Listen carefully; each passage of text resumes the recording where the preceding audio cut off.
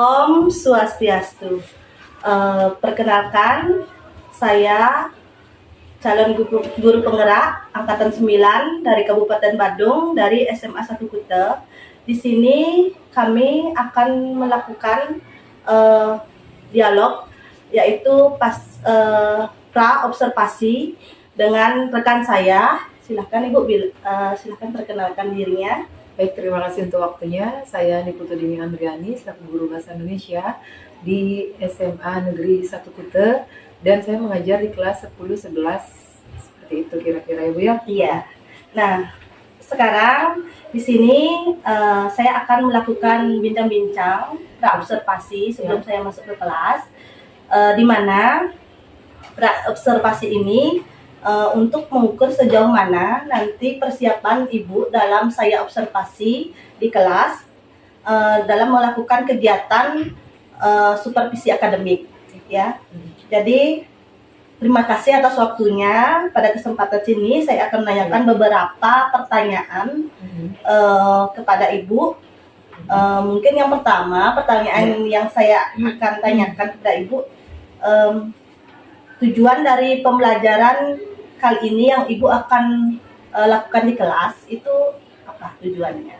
Baik, yang pertama harus tahu dulu ya apa materinya. Jadi materi hari ini yang diobservasi tadi adalah pembuatan karya ilmiah.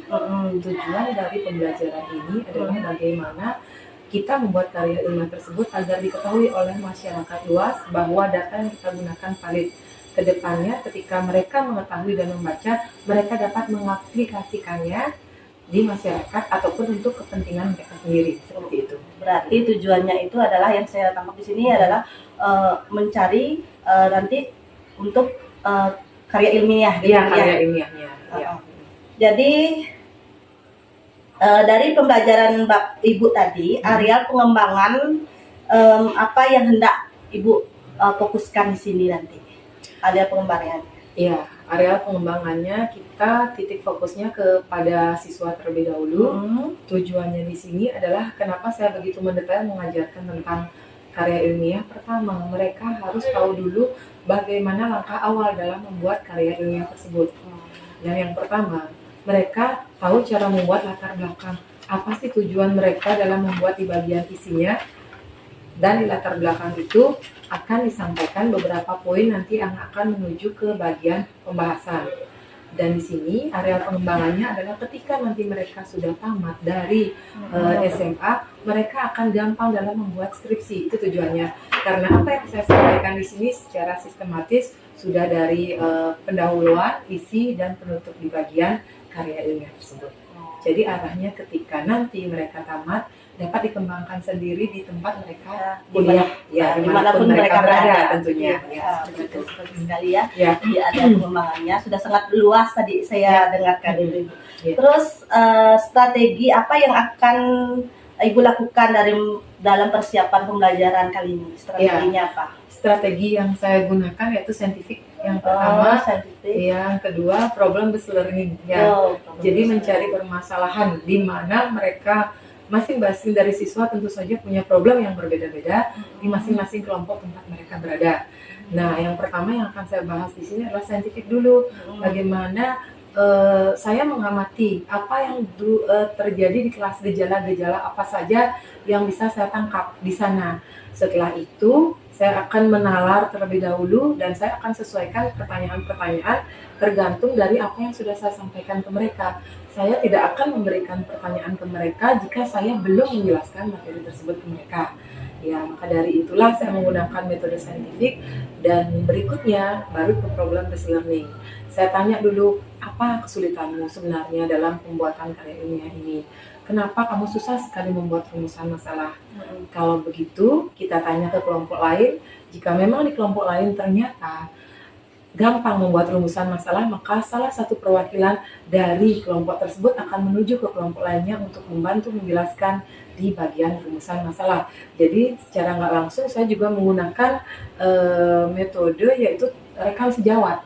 Nah, rekan sejawat, ya seperti itu. Berarti Ibu sudah berdiferensiasi nih ya, jadi perbedaan sudah ada di sana. Ya, berarti sudah bagus sekali. Jadi sudah masuk ke diferensiasi sudah Ibu ini ya. Iya. Jadi bagus sekali ya Ibu mempersiapkan pembelajaran dengan pendekatan saintifik, terus pembelajarannya sudah berdiferensiasi ya. Jadi nanti kira-kira medianya yang digunakan nanti di kelas itu bagaimana Bu? Mau menggunakan media apa? Jadi media yang saya gunakan adalah project. Project secara individu maupun berkelompok. Yang saya maksudkan dengan project adalah mereka yang pertama paham dulu materinya, yang kedua setelah paham materi, project yang saya lanjutkan adalah mereka harus mampu berkolaborasi dalam membuat karya ilmiah itu sendiri. Karya ilmiah itu sendiri di sini saya tidak menggunakan eksperimen, karena kenapa? Eksperimen itu tentu saja membutuhkan waktu yang lumayan lama. Contoh, kita mau mengamati yang namanya pertumbuhan jagung, itu nggak bisa membutuhkan seminggu 2 minggu. Yang saya gunakan di sini adalah bagaimana mereka mampu membuat karya ilmiah terkait dengan fenomena sosial. Contoh dari fenomena sosial adalah di mana mereka mampu mencari data di kelas lainnya. Misalkan berapa jumlah siswa yang suka nongkrong pada malam harinya, mereka akan mencoba mendatai sana. Dan jika ada pertanyaan, Bu, saya susah loh misalkan nanya langsung ke siswanya, mereka nggak akan ngaku. Saya sarankan kamu coba menggunakan link, kamu sebar linknya, suruh mereka jangan isi nama. Jadi anonim ya, setelahnya dari isi nama ya, anonim. Otomatis akan mendapatkan jawaban dan tahu persentase siswa yang suka nongkrong berapa.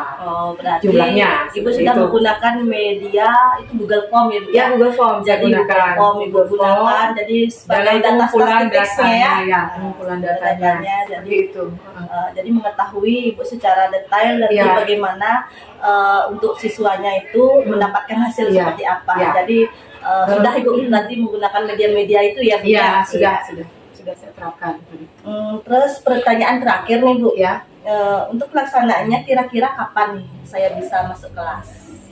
Hari ini Ibu bisa melakukan observasi kembali di kelas yang saya ajarkan, yaitu kebetulan kelas 11 dengan materi karya ilmiah. Berarti di kelas apa Bu? Saya nanti bisa masuk? Kelas 11 MIPA 7. MIPA 7. Jam ke 3:04 Ibu sudah bisa masuk ke kelas dan mengobservasi saya. Begitu. Ya, oke, terima kasih ya Bu atas waktunya. Semoga pelaksanaannya nanti berjalan dengan lancar dan terlaksana dengan baik. Ya, siap. Sekian pra-observasi dari kami. Nanti saya akan lanjutkan ke bagian observasi dan bagian pasca observasi. Sekian dari kami tutup dengan para mesanti. Om Santi Santi Santi Om.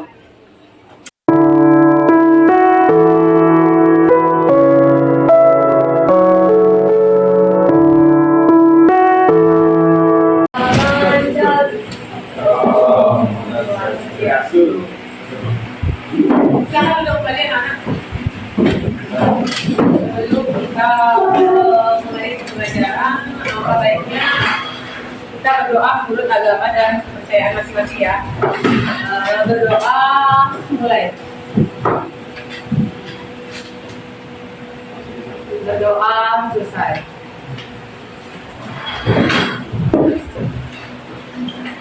Untuk hari ini masalah kehadiran cek terlebih dahulu siapa saja siswa yang bisa hadir untuk kegiatan KBM kita di Makmul Bahasa Indonesia.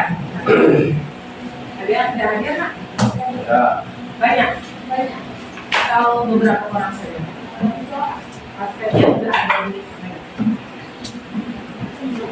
Absen 2. Absen 7. Absen berapa lagi? 12.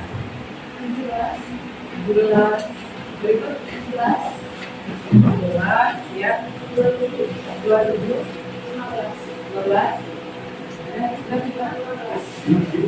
Berapa? Oh, sudah pertanyaan.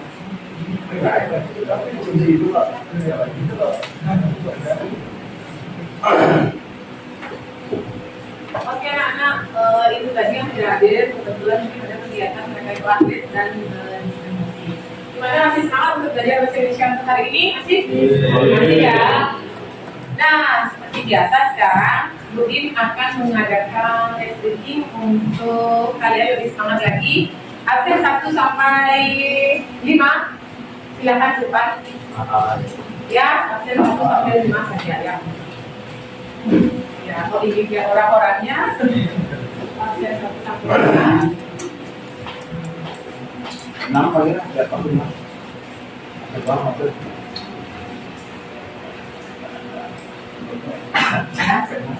Nah, sekarang gampang sekali SPP-nya. Rajin. Iya ya.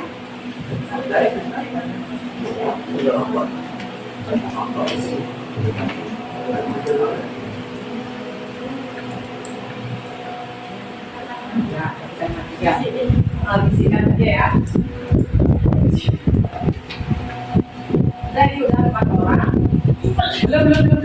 Ya. Nah, ya.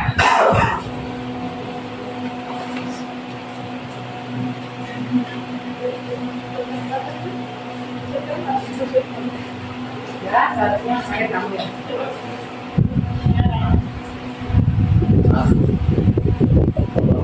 Ya, coba disampaikan. Sini dong, kan dong ya. Silakan. Betul? Ada yang kurang? Tidak ada yang kurang ya? Benar? Ya?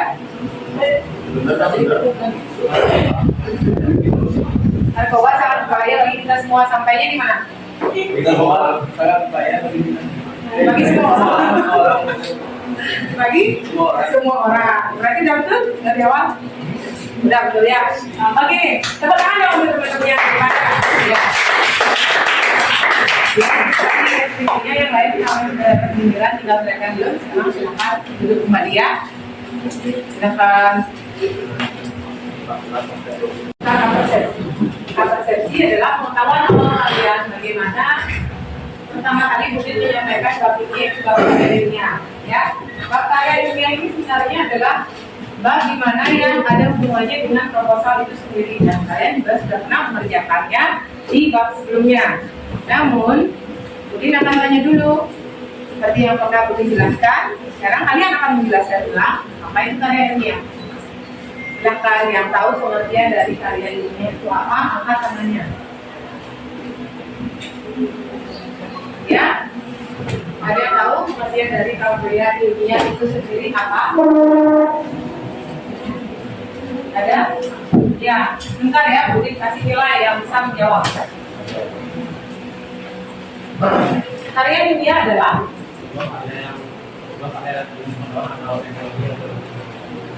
yang berbentuk ilmiah. Aksen berapa?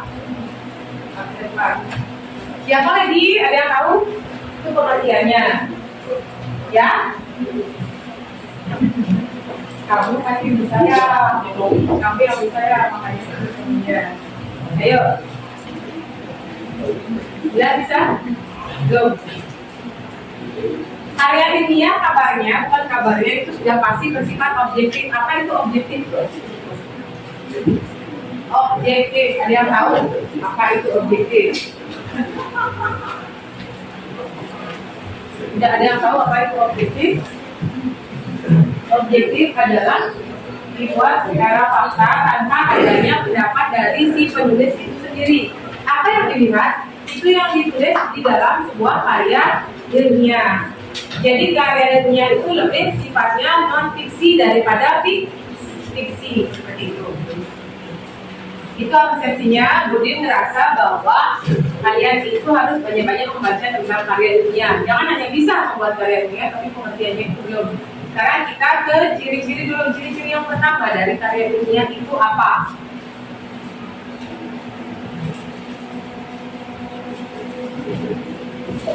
Ada yang bisa? Absennya jangan lupa ya. Absen 26.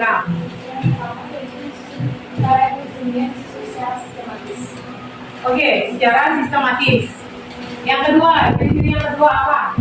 Ya, absen. Ya, jawabannya. dapat menyampaikan maksud penulis kepada pembaca itu dengan jelas. Bagus, jelas. Apa yang ingin disampaikan oleh penulis itu yang kedua. Yang ketiga, ada lagi? Kebenaran kebenarannya dapat diuji. Kebenarannya dapat diuji bahwa itu merupakan data yang valid ya. Yuk, ada lagi berikutnya ciri-ciri dari karya ilmiah. Itu baru 3 loh, nah. Masih ada ciri-ciri lainnya yang harus kita bahas di sini. Objektif sudah, sistematis sudah, valid juga sudah. Ada lagi? Ya.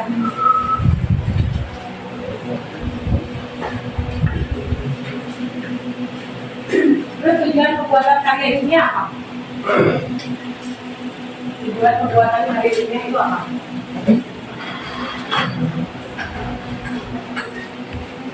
Ada yang tahu? Kenapa kalian membuat karya ilmiah? Untuk si pembaca apa? Untuk si pendengar apa? Untuk diri sendiri apa tujuan dari pembuatan karya ilmiah? Kalau kalian buat karya ilmiah tujuannya untuk apa sih sebenarnya? Nah, seperti itu. Jangan hanya bisa buat tidak ada ya kok. Untuk diri sendiri absen berapa? 2 apa?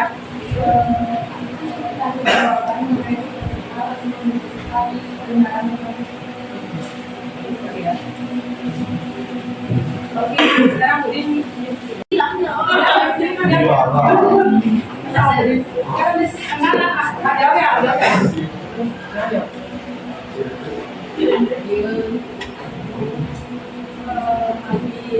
Tampaknya itu ditulis habis kita tulis apa?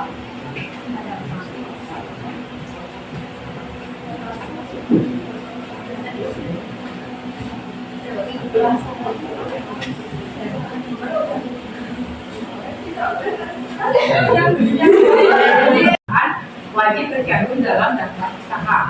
Setelah daftar usaha, apalagi anaknya yaitu ada lampiran. Lampiran itu adalah hasil foto atau dokumentasi yang sudah kalian buat dan nanti itu di print, jangan lupa di bawah foto ada tangannya. Baik, anak-anak ada pertanyaan? Tidak ada? Kemudian ditutup pelajaran bahasa Indonesia hari ini dengan para pesan. Silakan proses. Pada asal alasan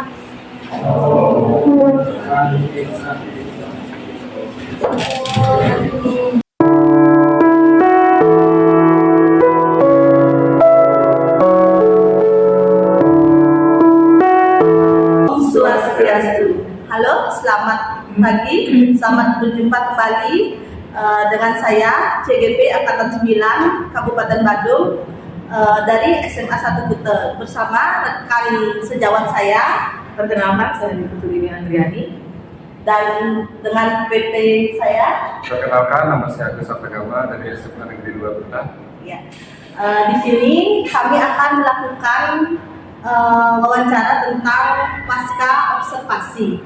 Ini adalah tahap akhir dalam pasca observasi, yaitu tentang di mana mereteksi pembelajaran yang telah dilakukan kemarin. Bagaimana kabarnya Ibu? Saya baik sekali hari ini. Jadi setelah kita melakukan kemarin observasi di kelas, bagaimana perasaannya Bu sekarang? Setelah saya observasi di kelas. Ketika kemarin Ibu Ida melakukan observasi di kelas saya, yaitu di kelas 11 IPA 7. Kebetulan waktu itu materinya adalah materi karya ilmiah. Nah, pada saat saya masuk, saya merasa, wah, ini tampaknya akan ada sesuatu yang berbeda karena yang masuk ini merupakan GP ya, guru penggerak. Mudah-mudahan nanti dapat baru calon. Ya, perasaan saya senang karena ketika diamati saya tetap melakukan pembelajaran seperti biasa sesuai dengan RPP yang sudah saya rancang sebelumnya.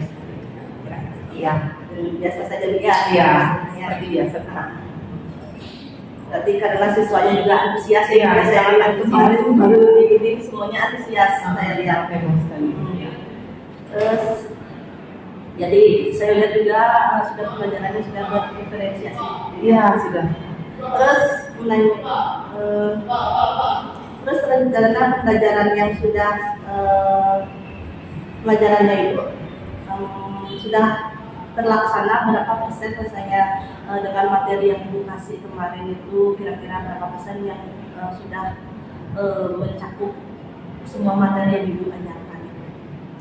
Jadi untuk ketercapaiannya saya belum bisa meyakini itu baru 100% karena itu merupakan pertemuan kedua dan kebetulan materi ini merupakan materi yang lumayan rumit ya karena karya ilmiah tidak bisa diselesaikan dalam jangka waktu yang sedekat-dekatnya. Pertama saya harus memberikan pengertian dulu kepada anak-anak tentang pengertian, ciri-ciri, tujuan dan lain sebagainya. Setelah mereka mulai memahami, saya adakan kuis. Kuisnya adalah saya akan menuliskan di papan beberapa kata yang terkait dengan karya ilmiah tersebut. Satu orang berada di depan akan menyampaikan beberapa clue. Nah, clue itu adalah semua yang terkait dengan apa yang saya tulis. Mereka yang berada di depan saya mencoba menjawab apa yang ada di belakangnya atau di papan tulis tersebut. Begitu kira-kira. Jadi selesai amati kemarin juga ada ice breaking edukasi, Iya, ada yang menambah semangat untuk anak-anaknya ya. Itu saya biasa melakukan. Saya tanya gini, adakah kendala dalam pembelajaran Ibu yang Ibu berikan kemarin itu ada kendalanya di mana? Setiap kelas ya yang namanya populasi, kemudian populasi kelas 11, kemudian sampelnya adalah di kelas 47. Kendalanya tentu saja ada karena yang namanya karakter siswa itu mereka sudah bawa dari lahir yang namanya karakter. Kalau sifat kan mungkin bisa diperbaiki. Nah, kadang ada yang pemalu, sebenarnya dia bisa, cuman dalam pengungkapan pendapat itu ada rasa malu, takut salah, grogi dan lain sebagainya. Maka dari itu saya berusaha meyakinkan mereka bahwasanya kalau mereka tidak mencoba, mereka tidak akan tahu di mana kesalahan mereka. Saya ucapkan itu berkali-kali. Dan untuk mengatasi kendala itu, saya seringkali memberikan mereka reward yang sekecil-kecilnya untuk mereka. Contoh, ketika salah satu siswa menjawab pertanyaan dan ternyata benar jawaban mereka itu lumayan benar, belum sempurna sekali ya. Saya berikan, bagus sekali jawabannya. Nanti ke depannya kamu bisa tambahkan di bagian ini ya. Kamu sudah mencoba, Budin dan senang sekali. Seperti itu kira-kira. Ya. Berarti ada kendala lain? Kendala lain misalkan dalam pembelajaran otomatis tidak semua siswa cepat paham dengan materi yang saya sampaikan. Bahkan ada berkali-kali harus saya sampaikan ketika saya merasa gagal dalam menyampaikan tersebut, saya gunakan rekan sejawat mereka untuk menyampaikannya. Paling 1-2 orang yang tidak paham, saya panggil siswa yang paling memahami materi tersebut. Saya suruh mengajarkan mahasiswa itu dengan pendampingannya, yaitu saya sendiri. Saya dampingi sampai akhirnya mereka mampu menguasai materi itu. Jadi saya rasa sudah tuntas untuk hari itu tentang subbabnya ya. Berarti semuanya dalam satu kelas itu bisa menerima seperti itu? Bisa menerima, bahkan mereka terkadang kalau saya menjelaskan ada kurang sedikit pemahaman ketika teman mereka yang menjelaskan mereka cepat paham seperti itu ya. Ada perbedaannya. Jadi saya harus banyak menggunakan metode di masing-masing kelas. Saya harus cepat mutar otak bahwa ini nggak cocok, saya harus beralih ke yang lain. Nggak bisa saya stuck di sana aja. Makanya saya seperti itu. Kayak kemarin itu permainan. Iya, permainan yang satu nggak berhasil, saya coba teka-teki silang lagi. Nah, ternyata mereka sangat antusias, bahkan semua langsung memperhatikan. Nah, itu solusi yang Ibu. iya, solusi saya ganti-ganti metode itu kan nggak jadi suatu masalah. Terus kompetensi yang ingin dicapai setelah pembelajaran yang Ibu lakukan. Baik, terima kasih untuk pertanyaan dan saya akan mencoba menjawab. Kompetensinya atau tujuan dari pembelajaran karya ilmiah ini adalah agar semua siswa itu mampu merancang karya ilmiah yang nantinya akan disajikan dalam bentuk tulisan yang bermakna kepada masyarakat luas. Contoh, karya ilmiah yang saya minta mereka adalah berupa fenomena sosial. Fenomena sosial di sini dapat berupa berapa jumlah siswa yang merokok, berapa jumlah siswa yang suka nongkrong, berapa jumlah siswa yang sering melawan orang tuanya. Nah, seperti itu adalah bentuk karya ilmiah gejala sosial. Di sini saya tidak menggunakan karya ilmiah eksperimen karena waktunya tidak cukup. Kalau eksperimen itu mengamati pertumbuhan jagung misalkan atau lain-lain, itu membutuhkan waktu yang sebulan 2 bulan. Sementara di sini kita jujur aja sebagai guru harus kejar target. Habis bab ini harus kita lanjut ke bab berikutnya. Jadi alternatif yang saya gunakan adalah fenomena sosial dengan hasil yang disajikan dan kemudian dibaca oleh nantinya teman-teman lainnya. Mereka akan dapat ilmu. Oh, ternyata cara mengatasi ada siswa kelas 11 atau 12 tidak merokok itu tidak menggunakan identitas ketika mereka berada di luar sekolah. Nah, seperti itu, gunakan baju biasa. Kalau misalkan mereka merokok, kita tidak bisa mengamati 24 jam. Tidaknya mereka bisa, ya, gantilah bajunya. Kita gunakan solusi yang lain seperti itu. Jangan menggunakan pakaian sekolah. Nah, Oke, seperti itu ya. Jadi untuk pengembangannya bagaimana nanti untuk kedepannya untuk bimbingan ibu, materinya ibu biar bisa dikembangkan terhadap anak-anak untuk dunia nyatanya dia. Ya, baik. Oke, baik, saya paham pertanyaan Ibu. Jadi untuk pengembangannya ini merupakan tahap awal yang saya lakukan itu kan ada materi proposal. Di sana mereka mulai belajar membuat judul, kemudian ada pendahuluan yang isinya yaitu latar belakang, kemudian ada rumusan masalah, tujuan dan manfaat. Ini keterkaitan ketika mereka tamat SMA nanti mereka akan melanjutkan ke S1. Di sana mereka akan mempermudah tujuan mereka membuat skripsi. Ada tahapan Berarti di sana ya? Di sana arahnya. Jadi kekeliruan yang mereka lakukan sekarang saya bisa langsung koreksi. Nanti sisanya silakanlah dosen mereka dimanapun mereka untuk kuliah yang melanjutkan. Adakah siswa yang menurut ibu ini? Ya. Menurut ibu, adakah siswa yang tidak meyakini dengan yang dibuat di kelompoknya ini kan tugas kelompok kemarinnya, apakah semua mau kompak yang buat dalam satu kelompok atau ada yang berbeda-beda, ada yang tidak buat atau gimana? Oh iya, tingkat kesulitannya itu sedang menurut saya. Sedang. Kenapa demikian? Karena ada beberapa siswa saya tanya, kamu ikut apa? Kamu ikut bagian buat yang mana ya? Saya tanya seperti itu. Mereka jawab jujur karena dari awal sebelum saya mulai di bab 1 saya udah menekankan saya minta kejujuran kelas ini, apapun itu tidak akan membuat Udin marah. Jadi saya merasa nyaman karena ketika saya tanya mereka langsung jawab jujur, Bu maaf ya saya ikut buat, saya cuma nyumbang, saya belilah mereka acikan, saya belilah mereka gacuan. Saya sampaikan selain kamu keluar materi, kamu juga perlu ilmu kan. Nah, kamu sudah bagus gimana sosial sama ibu? Iya, solusinya adalah saya sampaikan. Boleh kamu sosial itu bagus, teman-teman malah suka kamu hadir. Caranya adalah kamu harus dapat ilmu, contoh ilmu mereka yang bisa-bisa di kelompok ini. Kamu lihat mereka mengerjakan apa yang belum kamu ambil alih. Tanpa harus diminta, kamu harus bisa melakukan seperti itu karena ini akan jadi pembiasaan untuk ke depannya. Lanjutannya. Bisa semuanya dibuat seperti itu. Bertahap, karena apapun itu gak ada yang instan. Saya kayak ini. Ya. Bisa ya Bu ya. Bisa. Ya. Jadi ibu sudah bagus sekali. Ya. Harapannya untuk harapan kedepannya. Harapan kedepannya. Atau refleksi dari apa yang sebelumnya mungkin kendala-kendala ibu di dalam kelas, mungkin apa yang terkendala di kehidupan ya di luar atau gimana, ada nggak kendalanya? Harapan saya lebih mendidik kepada diri saya sendiri, kebermanfaatan saya sebagai seorang guru gitu ya. Kalau kita hanya menuntut siswa, contohnya kamu baca, gurunya enggak. Kemudian kamu harus tepat waktu nak di kelas, sementara gurunya terlambat. Jadi saya yang harus lebih ke introspeksi diri saya sendiri ya. Kita sebagai contoh. Saya sebagai contoh mereka melihat nanti otomatis mereka akan ikut melakukan. Saya nggak bisa hanya sekedar wacana. Jangan gitu, jangan gitu kan. Kita masih melakukan, siswanya nggak akan mau mengikutinya. Harapan saya, semoga saya bisa menjadi guru yang bermanfaat itu aja. Itu aja sih. Ya, semoga kedepannya apa yang ibu inginkan dan kendala-kendala yang telah ibu laksanakan dan dibantu yang tadi itu ya, semoga tercapai ya. Jadi semuanya sekian dulu ya percakapannya. Mungkin terima kasih ya Bu ya sudah meluangkan waktunya. Saya sudah sampai ke pasca observasi. Jadi semuanya juga lancar ya. Sudah lancar. Dan Ibu juga di kelas dengan teman-temannya, dengan anak-anak ya. Jadi semakin baik juga ya. Jadi sekian dulu, sekian dari kami tentang percakapan pasca observasi. Mungkin ada yang ingin ditambahkan dengan pengajar KPS. Terima kasih Ida telah melakukan rangkaian dari supervisi terkait dengan pendidikan guru penggerak Jadi emang ini diawali dengan pra observasi Bu Dini ya, Iya. lanjut dengan observasi, lalu dengan pasca yang kita lakukan sekarang.